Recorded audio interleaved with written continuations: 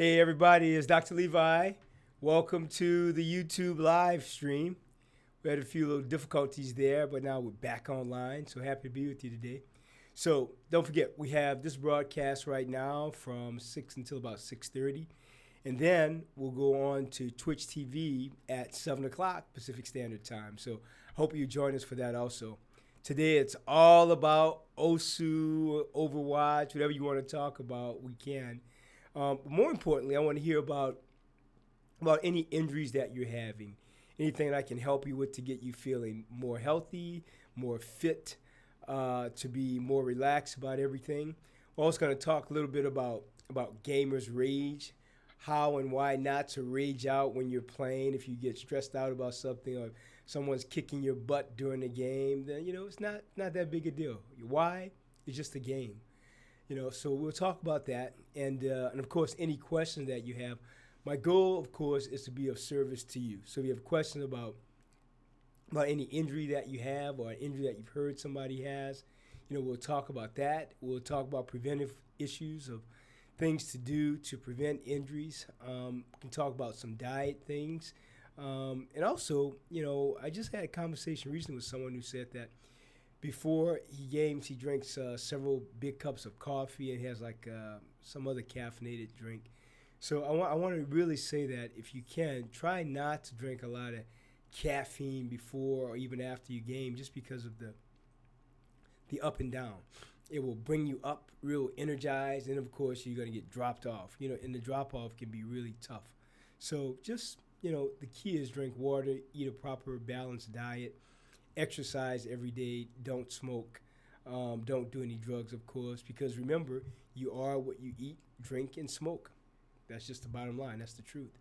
So as a gamer and as someone in this community, you want to be healthy. You want to be fit. All right? So who do we have with us today? We have BLACK MK3790, OMG, okay. And we have Dermax, hello. BLAK MK3790. I love you. Love you all too. Thanks. A Jarvis 747. Hey, Dr. Levi, how you doing? And this is BLK MK3790. Thank you for being such a big help with fixing my hand problem. Wow, I'm happy to hear that. Fantastic. Miguel Guillermo, great to hear from you too. And where are you guys located? I want to hear where you guys are, and I also want to hear about what are the games that you play? Do you play Overwatch? Do you play League? League of Legends? Do you play WoW? World of Warcraft? I want to know what you guys play, and I want to know about your injuries also. Got one here. This is mostly Fig. Mike seems a little quiet. Can you guys hear me well? I need to know that. If you can't, let me know so we can adjust it. Because I can hear myself really well, but I hope you guys can. If you can't hear me, let me know. This is Matt Magus.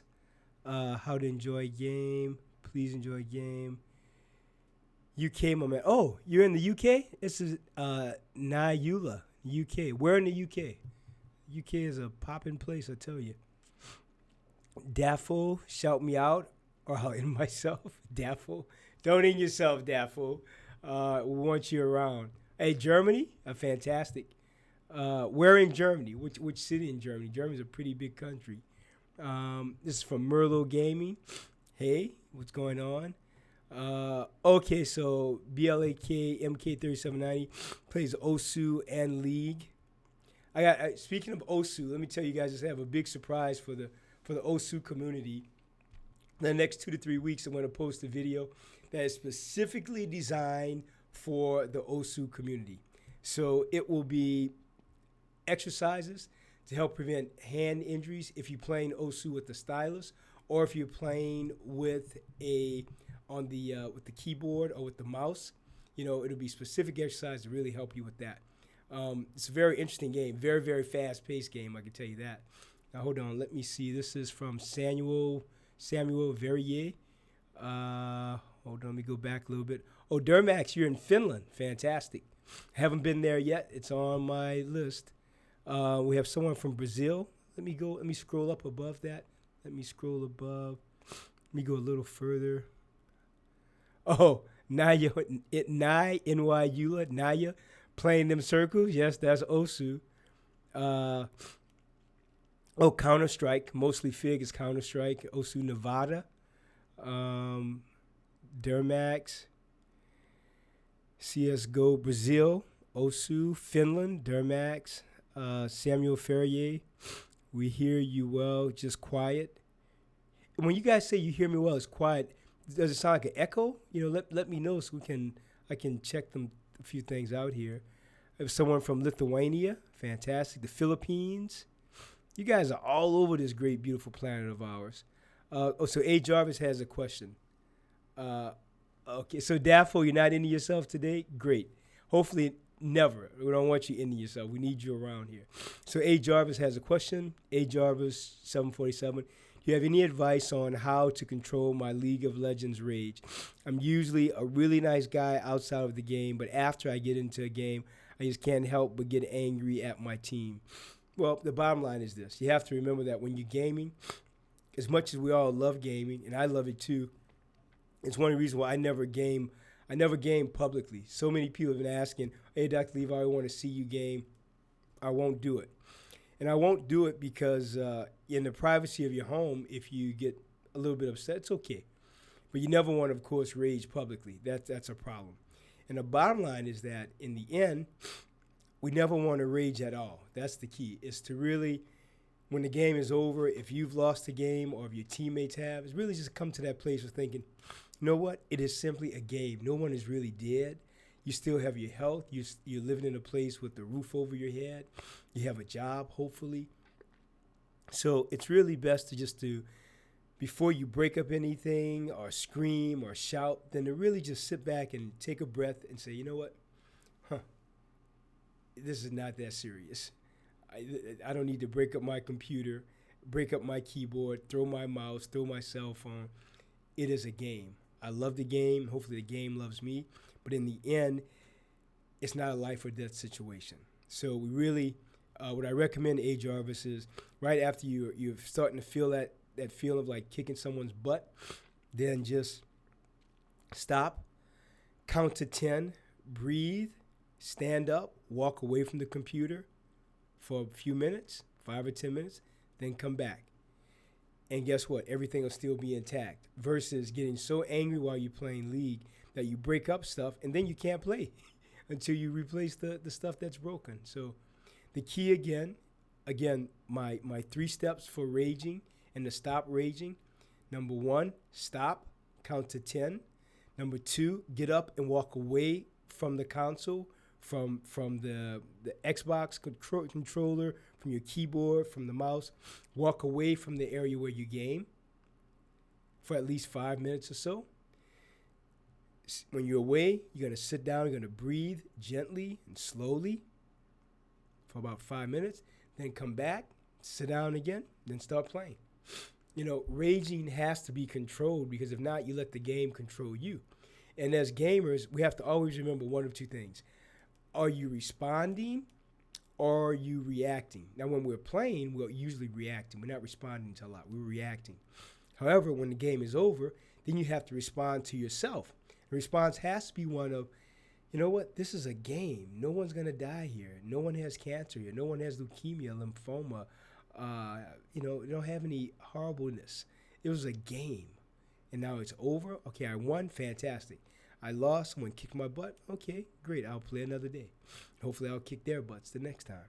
But again, rage, you have to control it. A. Jarvis, 747. All right. Let me know if that helps you. All right. Next one is, Samuel Verrier, Canada. Mostly OSU. Okay, great. Nyla, focus on the middle and index finger. I'm glad you said that. I actually just did some taping today on some exercises for the middle finger and the index finger.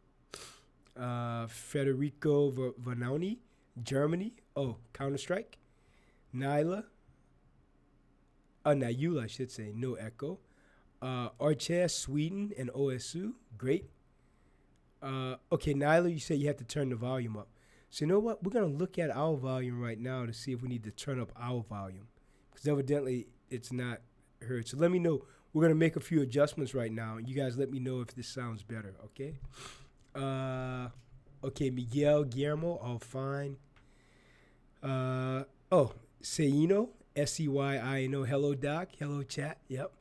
Excuse me, guys. Mostly fig, no echo. I just need my volume way higher than usual. Okay. Samuel Verrier says it's clear, but I have to turn up the volume also. Huh. Okay. And then Argy Farler, what's up, Dr. Levi? How are you? I'm doing great. Happy to be with you guys. I hope you guys are going to join me. Please stay with me tonight for the Twitch TV is going to be at 7 o'clock tonight, Pacific Standard Time, just a half an hour after we end here. Okay, now we had a question. You know, I love questions. So it's from Dermax. I think Dermax was from Finland, if I'm not mistaken. Dermax, can you help me with my hands? In my right hand, I have a red spot in my wrist for moving my mouse. I've had it there for weeks. Don't know what to do. So let's talk about that. If it's from the mouse and it's on your wrist, it may be in this area. You're not telling me if it's on the palmar aspect or volar aspect of your wrist, or is it the back of your wrist? It's called the dorsum of the wrist. So the dorsum or the volar aspect. So, but most likely, if you're saying it's from using the mouse, most likely it's this area of your wrist from just pressure. So I recommend the following. Number one, not pressing down a lot when you're using the mouse, and making sure that your hand stays in basically a neutral position where you're not like this. Often when someone is using a mouse, their hands are like this sort of cup position. You really want to have your hand relaxed and just sitting gently on the mouse and not pressing down too intensely. Now, the issue, of course, is with like a game like OSU, it's so rapid fire, that I'm sure it's easy to just put your wrist down or have this part of your hand either leaning on your mouse or leaning on the desk for a long period of time. So that you may want to readjust. The other thing is maybe try a type of gel pad there that won't have your hand too elevated. But you always want to see if you can keep your hand in this position, sort of neutral position here, and not flex down and not hyperextended, just in neutral position. I hope that helps you. Let me know. Next is from Who Knew. Hey, Dr. Levi, I used to be a professional Overwatch player. Wow, congratulations. But haven't been able to play for a month now due to carpal tunnel syndrome in both arms, extending to the shoulder. Could it be double crush? It could be. So let's talk about double crush syndrome, everybody. So double crush syndrome is something that we talk about in medicine that involves the following. Double crush syndrome for the median nerve involves, so you have nerves that come from your spinal cord, from your neck down to your arms, all the way down to your hands. Now, when they leave the aspect of your neck, you can have either arthritis in your neck or something called foraminal stenosis, whereby you have impingement of the nerve in your neck as well as impingement of the nerve at the wrist. At the wrist, carpal tunnel is impingement of the median nerve by the transverse carpal ligament. So you guys can look that up. The transverse carpal ligament, the TCL ligament, here in the wrist, which can cause pressure and can cause a stenotic type lesion on the median nerve, or it may preclude the median nerve from getting a lot of blood supply and nutritional support. Okay, so if you have carpal tunnel, which is numbness, tingling, and decreased grip strength, decreased dexterity in your thumb, index finger, middle finger, and ring finger, half of the ring finger, this is carpal tunnel. Now, if the carpal tunnel, you've had it for an extended period of time with compression of the median nerve, you can also get something called thenar atrophy. This is the thenar aspect of the hand. And these muscles in this area, the thenar muscles, there's several muscles, they can become very atrophied and very doughy. And this part of your hand, instead of being somewhat thick, can become very, very flat, all right? So when that happens, that you can get thenar atrophy, as I said, and that's from severe carpal tunnel. All right, so again, double crush syndrome is compression of a part of the nerve that is the median nerve from the neck as well as here in the wrist. That's double crush syndrome. How do we treat that? Usually you're going to get a MRI of the neck or a CT scan of your cervical spine to look at the nerves, as well as an EMG nerve conduction study to find out how high the compression is coming from, all right? And we treat that usually with surgery. Yeah. I mean, sometimes you can get away with an injection, sometimes an epidural injection, as well as a steroid injection to the wrist. That maybe gives some some temporary relief, but usually that is treated with surgery. All right. So I hope that helps you. Let me know who knew. All right, let me go back up a little bit here so I can see. Oh, so who knew? Again, the symptoms are gone after no use, but they come back with light pressure and extends to the ulnar nerve. Okay, now the ulnar nerve, that's different. So the ulnar nerve is here at the elbow, on the medial aspect of the elbow, and it also comes down to this area called Guillen's canal. So right next to the carpal tunnel is another canal. There's the carpal canal here, and then there's Guillen's canal here on the ulnar aspect of the wrist. So if you have compression there at Guillen's canal here at your wrist, as well as at the elbow, if the ulnar nerve is entrapped at the elbow, this is called cubital tunnel syndrome. That's Cubbital, cubital tunnel syndrome. And if it's entrapped here at the wrist, it's called entrapment of the ulnar nerve at Guillen's canal. Guyon''S, Guillen's canal. The great thing about that is, usually if you do a carpal tunnel release, compress the carpal tunnel, it also compresses the ulnar nerve at Guillen's canal. Not all the time, but usually that happens. Now, for decompression of the ulnar nerve at the cubital tunnel, and that's just a very small surgery also, where we release the nerve and often we'll move it anteriorly. It's called a cubital tunnel release with anterior ulnar nerve transposition, where we move the nerve so that it doesn't get trapped along the medial aspect of the elbow. All right. I hope that helps. I want to remind everyone, of course, join me at 7 o'clock. I'll be taking more of your questions on Twitch TV at 7. So join, subscribe, like, follow. You guys know the deal. I'm really grateful to have a community that's so loyal, because I'm very loyal to you all also. So thank you. All right. So I hope that helps you, who knew. But I would definitely wear a splint at night for your elbow so that you don't sleep with your elbow flexed. Because if your elbow stays flexed at night, if it's an ulnar nerve problem, it puts a lot of pressure on the nerve, and that can exacerbate the problems that you have with numbness and tingling in the small finger. Let me say something I didn't say earlier. Again, for the median nerve, there's numbness and tingling in the thumb, index finger, middle finger, half of the ring finger. For ulnar nerve problems, there's numbness and tingling in the small finger and the ulnar aspect, this side of the ring finger, all right? But both of those can cause loss of dexterity and loss of grip strength in your hand, all right? So who knew? I hope that helps you. Let me know. So first I would try splinting of your wrist and your elbow, especially at night when you sleep. Secondly, physical therapy. Third, acupuncture. And fourth, be aware of your diet. You make sure that you're exercising and staying away from a lot of sodium and things like that, because that can cause you to retain more water, which may cause more, and can increase your blood pressure, but it can also cause more pressure on the nerves if you have a lot of sodium in your system also. So I hope that helps you. All right, the next is from Prabhudas. Prabhu, that's Prabhudas. Prabhu. How do you do physiotherapy for spinal cord compression patients? Well, that's a great question, but it depends on which type of spinal cord lesion they have. So for spinal cord compression patients, that's a very intense field it's two intense fields actually. It's always a multi-field attack for a problem like that for spinal cord compression patients, because they're going to see the orthopedic spine surgeon most likely, the neurosurgeon, of course the physical physiotherapist. All three are very important. Neither is more important than the other. You know, the therapist, the doctor, everybody works on a team. The doctors know better than no one else on the team. It's simply a job of service.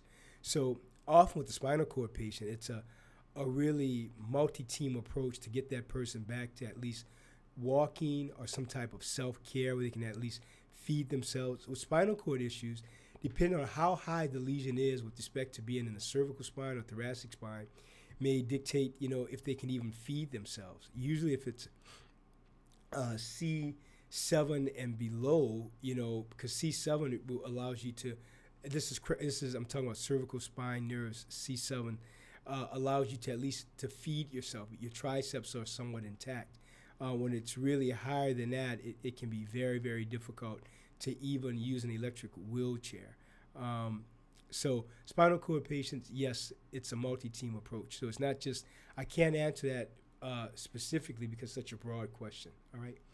Next one is Nyla. Yo, Doc, I don't know if you saw it, but I help manage the OSU community on Reddit. And I believe one of us sent you an email recently. You got a busy inbox, huh? Well, you know what? I do have a really busy inbox. However, my team and I, we try to manage everything appropriately. So I can tell you this. I did see on, I don't know if it was on email. I thought it was on Twitter, where I did say that I would definitely be putting up a video for the OSU community. So that's going to come up in about the next 2 to 3 weeks. It's going to be specifically for the OSU community. I want to tell you, I played that game now a few times. It's tough. You know, I don't care if you play the one that's easy, normal, or hard, or the other one's insane. The insane one, I was on that for like 3 seconds and I was gone. You know, it's a great game though. It's very very rhythmic, very interesting, and not that easy. No, not at all. So, but I do like the game. So the next is from A Jarvis 747. Oh, okay. Thanks for the advice. We'll try to take it in consideration. Okay, thanks, A Jarvis. I hope that helps you. The next is from HAG. Hi, Dr. Levi. I was literally just doing your exercises. My grip is hard to hold. It is really weak. I can't hold it longer than 5 seconds or something. What to do? Not a problem. So why don't you do this? Start with doing the exercises that you're doing. Excuse me. Then try doing those same grip exercises with, excuse me, a towel. A towel that's just a dry towel. Try doing the same grip exercise with a dry towel. Then try doing those same exercises with a wet towel where you're squeezing out all the water in the towel.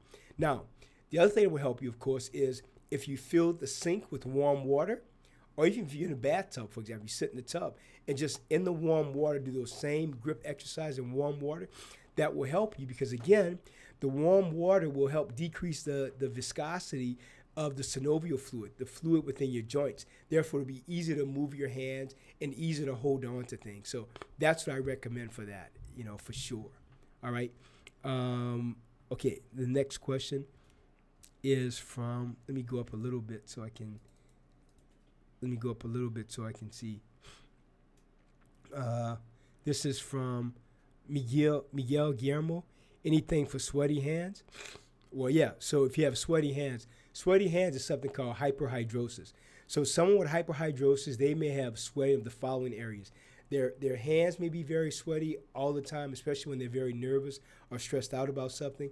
They have increased sweating of their armpits, increased sweating in their groin area, and increased sweating, believe it or not, at on their feet. Their feet will also be more sweaty at the soles of their feet. Now, how do we treat that? Well, we can treat that with Botox injections, something called the rhizotomy, rhizomoty, rhizotomy, where we actually release a nerve or cut a nerve so that there is less sweating to occur.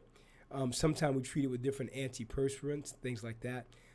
It's a very interesting problem. I have quite a few patients that I've treated with that, and I've referred them to other people that I know who will treat that. But that's how we usually treat sweaty hands. All right. The next question is Heath Iro. It's I feel a slight feeling of carpal tunnel for half of my ring finger. Is it reversible or treatable? Well, it can be. Let's talk about that. You're saying for the ring finger. That's interesting you would say the ring finger because you're absolutely right. Because if you have carpal tunnel, it will affect this half of the ring finger. That's the part of the ring finger that's closest to your middle finger. But again, if you have an ulnar nerve problem, then it will affect more of this side of your finger. So carpal tunnel can be treated usually. Again, I recommend that everyone try the non-surgical approach first, which of course is changing what you're doing. If you're doing something, a lot of repetitive motion, gaming a lot, well, decrease the intensity of the amount of gaming that you're doing every day. So if you're playing for 16 hours a day, maybe drop down to 8 or 5. The other thing, of course, to wear a splint at night, I recommend physical therapy for a little bit, maybe like 2 to 4 weeks. And of course, acupuncture. I love acupuncture because acupuncture is really a under-recognized, underappreciated modality of healing. You know, often when I'm in meetings with other physicians, we get into some real heated arguments about acupuncture, but I love acupuncture. I'm a great advocate of it, as well as I go to a great acupuncturist.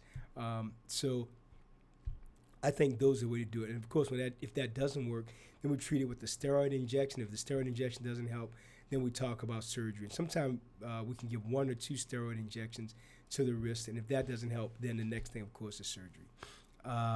Okay. Next question is, I want to remind you all, please join me again on Twitch TV at 7 p.m. in about the next half an hour. Join me, subscribe, like me, be a part of that community also. I'll try to take as many of your questions as I can. All right. So, hey, guys, I got to go. Let me know if this was helpful. Send me some chats, send me some tweets. I want to know that everybody in the gaming community is getting this. And more importantly, just to let you know, I'm here to be of service. All right. I want you to have extended, wonderful careers. And more importantly, not to be able to not play with any type of pain or discomfort. All right. This is Dr. Levi. Game on. I'll see you guys in about a half an hour on Twitch TV. Bye.